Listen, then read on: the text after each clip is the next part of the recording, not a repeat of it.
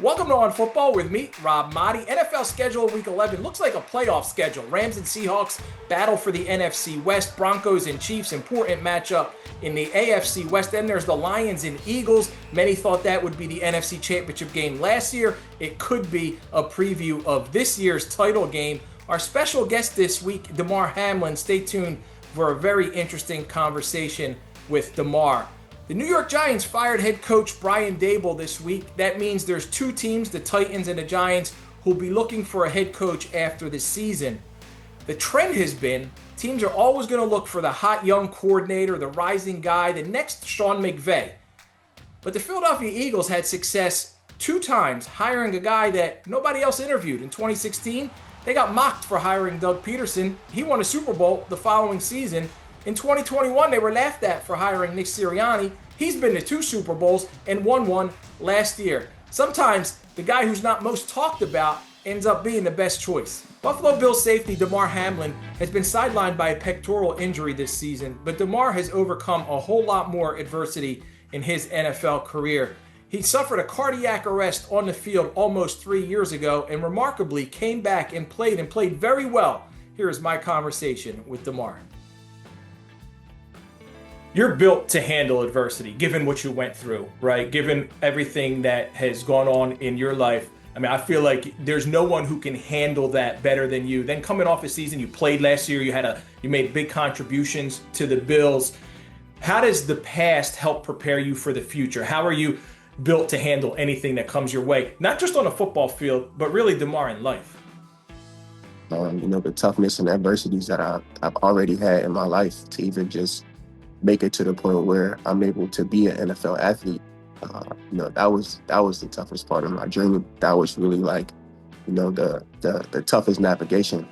I was built for the chase, and I was built for to overcome the adversity, to be able to persevere through something so heart-wrenching, no pun intended, but something so heart-wrenching and something so scary to life, to be able to get myself to a point where, I wanted to be able to show that I can compete again at the highest level in the world. I think just the foundation, that my parents built in me, the foundation of, things I had to overcome and the mindset that I had to build myself up into a person, carries me through life. While you're out now, while you're rehabbing and you're around the team, how are you able to still contribute to the Bills? Maybe from like a mentorship aspect to some of the younger guys. You're a veteran now, right? 5 years into the league. How are you able to help some of the other players deal with whether it's defensive situations or anything that they have to go through? Oh yeah, obviously, I think I provide a lot of value as far as knowing the details and what we're trying to get accomplished as far as scheme. I'm able to, at this point, I've always felt like a, young up and coming player that I'm year 5, and I think I've reached vet status. So, I'm able to, be that veteran voice, that veteran presence that guys respect and relate to. I can understand the side of the coach, the front office of, what they're trying to get out of a player. And I understand the aspect of being a player and, how you need to be coached, how you need to be brung along and be met where you're at in the moment. So, I think that piece right there is extremely valued.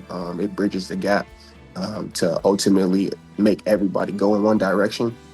But, also, man, I think I stand just my presence alone. I stand for so much, and just getting through my adversity with my cardiac arrest, I think I was able to use my teammates to be able to get me through that moment. My teammates were really the thing that allowed me to feel, a part of something. It made me feel like I got able to escape my situation by being a part of my team.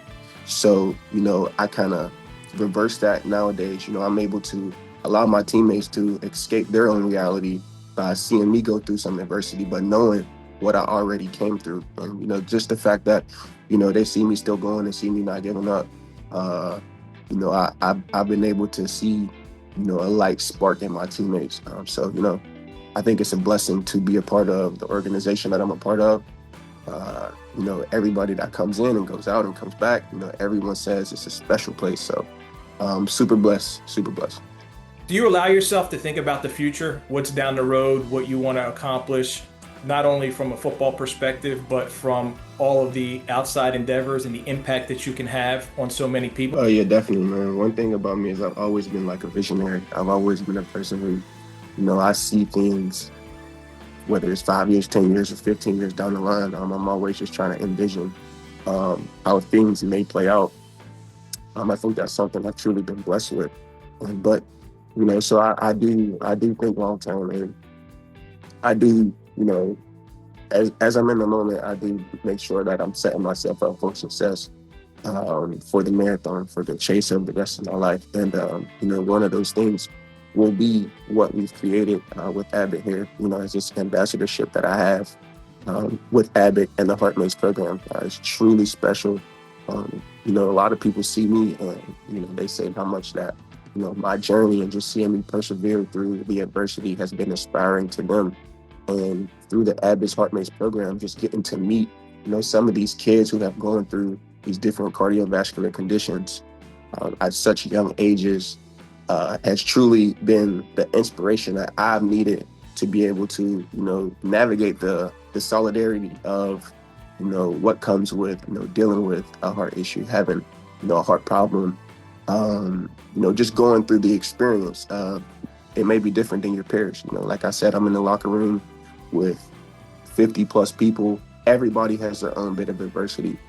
Everybody from ACLs, from, shoulder injuries, from what I'm experiencing now, it's truly different. But, there's not a lot of people who can truly say that, they have dealt with a heart condition. So to be able to, have this partnership and, have a place where that I can confide in people who understand me in a unique way, even outside of, millionaire professionals who have been experiencing adversity their entire life. I kind of got a unique space where, I can, get that comfort and get that understanding through HeartMates. Damar, I'm man enough to admit I love watching Hallmark Christmas movies. I'll sit there with my wife and the kids, and actually I'm the one telling them I want to watch it because it's safe. It's safe television. There's a lot of garbage out there, but Hallmark Christmas movies are everything. The More the Merrier is coming out November 28th. That's a partnership with Abbott HeartMates and yourself, and you're featured in that. Tell me about that experience. Yeah, it was so amazing. Like you said, though, man. It is a lot of junk TV, but to be able to, be a part of the holiday season, man, I just watched the trailer and seeing the movie, and I really felt like I was ready to, put up my Christmas tree and get into the holiday season already. But to be able to, have this partnership that means so much to me, as I just described, and then we've always done unique things, which has made it one of my favorite ambassadorships and partnerships. So to be here right now, and we're here talking about being on a movie is truly amazing. It's something that I've always wanted to do, first and foremost. So to be able to have a role in a movie and then get to watch myself on the movie screen will be super cool. But I think more important than that, to highlight what we do as far as the things that we get accomplished through the HeartMates program on the big screen is truly amazing. And yeah, I'm excited for it. Time to pick some winners. Pro Picks, the 4-pack is 29-10-1 straight up, 26-14 against the spread. For my best bet, I'm looking at the Green Bay Packers. They're 5-3-1 on the road against the New York Giants, who are 2-8. Packers are 7-point favorites. They've lost 2 in a row. Jordan Love in the offense has struggled. They've scored 20 points combined in the past 2 games. This was a Super Bowl contender just a few weeks ago, and now they're fading. But the Giants are a perfect remedy. They've got a new coach, interim coach, in Mike Kafka. He takes over for Brian Dable. Jameis Winston will likely make his first start if Jackson Dart can't come back from a concussion. Jameis is good for some big plays, and Jameis is good for a few plays that make you scratch your head. I think Micah Parsons will be chasing him all around the field. Packers 32-16. I didn't see too many upset specials. Chicago 6-3 at Minnesota 4-5.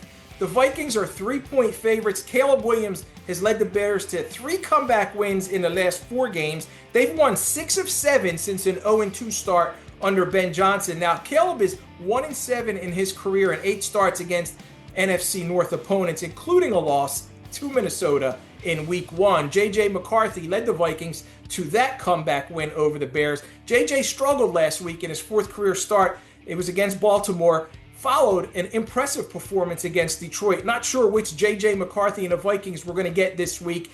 Tough to sweep a team in the NFC North, taking the Bears 23-22.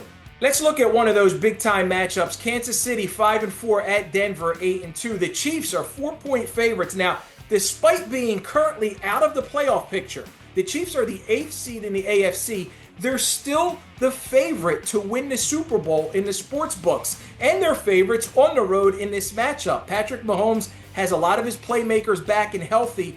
Denver has a dominant defense, so it's going to be a tough challenge for Mahomes and that offense. But the Broncos, they've struggled on offense. Bo Nix has been inconsistent. The Chiefs are coming off a bye. Andy Reid, in his career as a head coach, is 22-4 after a bye in the regular season. 6-1 with Mahomes. Chiefs 24-18. I'll look at another one of those big matchups. The Lions 6-3 at Philly against the 7-2 Eagles. The Eagles are 2.5-point favorites. Now they're coming off a Monday night win, short turnaround in Green Bay. Dan Campbell took over play calling duties for the Lions, and that offense was dynamic last week. Scored 44 points. Jared Goff is playing great. Jahmyr Gibbs is running all over the place. Amon-Ra St. Brown making great plays. But they're going against a talented Philly defense. It's going to be a big-time matchup against defensive coordinator Vic Fangio. The Eagles are going to need more from that offense. A.J. Brown's got to get more involved in the passing game. They've got to open up more running lanes for Saquon Barkley. We've seen Jalen Hurts step up when the spotlight and the pressure are on. Dan Campbell and Jared Goff together are 13-3 in primetime games. However, all 3 of those losses have come when they've been an underdog. They're an underdog this week. Eagles 27-23. That's it for this week. Thank you to Damar Hamlin. Thank you for listening to On Football. And thank you to Hyatt Pinjwani and Guillermo Gonzalez for producing this episode. Please check out apnews.com for the full pro picks on football analysis and more NFL news.